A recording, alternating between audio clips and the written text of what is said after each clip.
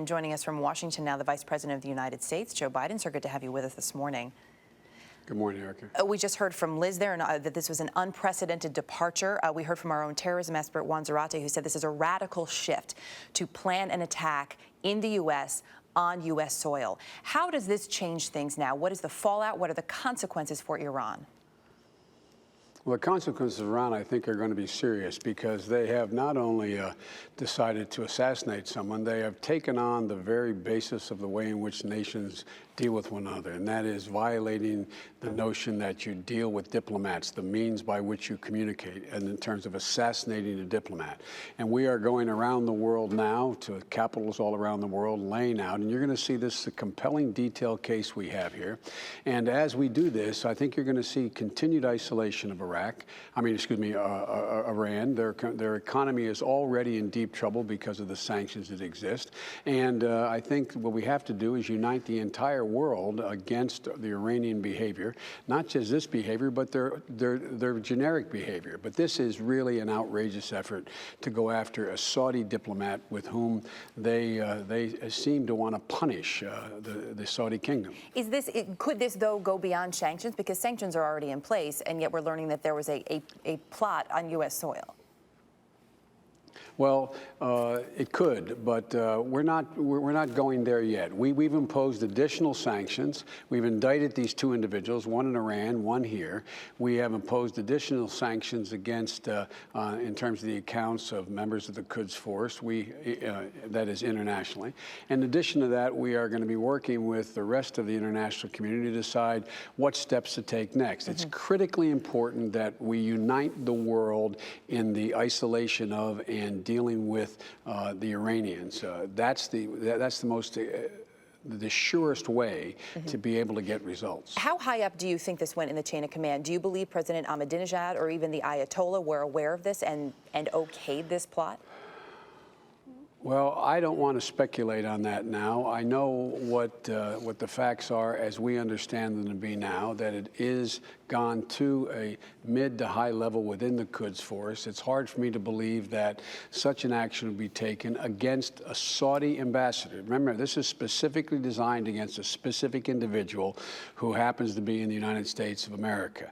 And for that decision to be taken by this elite terrorist organization,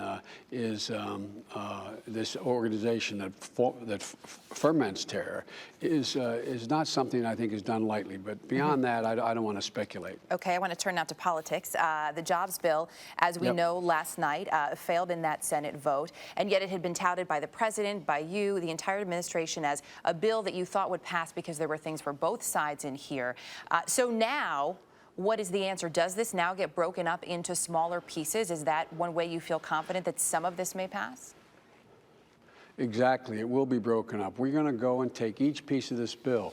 When we put this bill together, we put together things that Republicans historically have been for.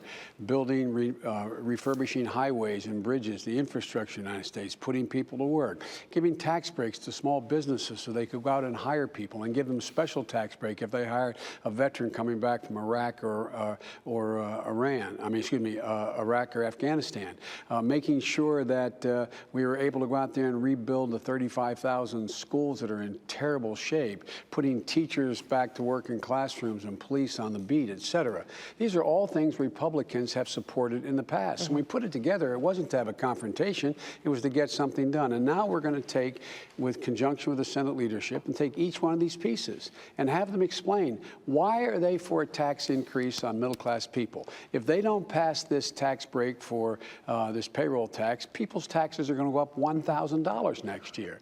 And so on. So we're going to take it a piece at a time and, quite frankly, try to go over their heads to the American people to talk some sense to the representatives. We will watch that. In terms of the American people, a lot of talk about Occupy Wall Street these days. Both you and the president have made supportive comments for the movement.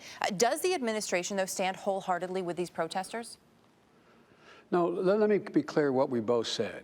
we understand the incredible frustration these people have, because at the core, they reflect what an awful lot of people in the country think, that the bargain has been broken, that the playing field isn't level, that there's not an even chance for middle-class folks. And that's what this is about. The individuals who started this organization or this movement, I don't know them in terms of either individually any more than anybody knew what the Tea Party organizers were when they started. But I think it's tapped into a nerve out there that the American people think that everything is flowing uphill to the very wealthy, that there's where all the breaks go. And one of the things that is I think most obvious is they know that their tax dollars were used to keep all these folks and those banks in business.